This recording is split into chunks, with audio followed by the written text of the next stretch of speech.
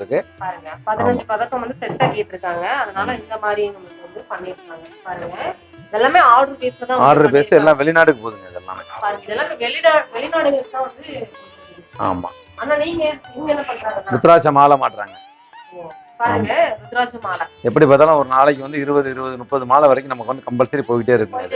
வந்து அந்த ஒர்க் பண்றாங்க. தமிழ்நாடு ஒவ்வொரு விதமான ஒர்க் வந்து பண்ணிட்டு இருக்காங்க. ஆமா. இதெல்லாம் பண்றதுன்னா ஸ்ரீ சக்கரம் காசு மாலை பண்ணிட்டு இருக்காங்க. ஸ்ரீ சக்கரம் வச்சு காசு மாலை. ஆமா, அது வந்து ஜாயின் பண்ணி ஸ்ரீ சக்கரம் மத்தியில வரும். காசு மாலைங்க ரொம்ப நல்லா இருக்கு. ஸ்டோன் வச்சு பண்ணிட்டு இருக்காங்க. ஆமா. ஸ்ரீ சக்கரம்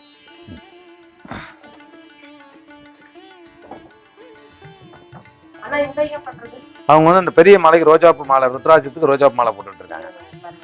பாருங்க புளுசை போட்டு ஆமா ரோஜாப்பூ மாலை நமக்கு வந்து புளுசை போட்டதா வந்து ருத்ராட்சம் வச்சு ஃபிட் பண்ணுவாங்க. ஆமா அப்படிதான் கரெக்டா அப்படிதான் பண்ணுவாங்க. அது ஒட்டியானங்க அவங்க பாக்குறது.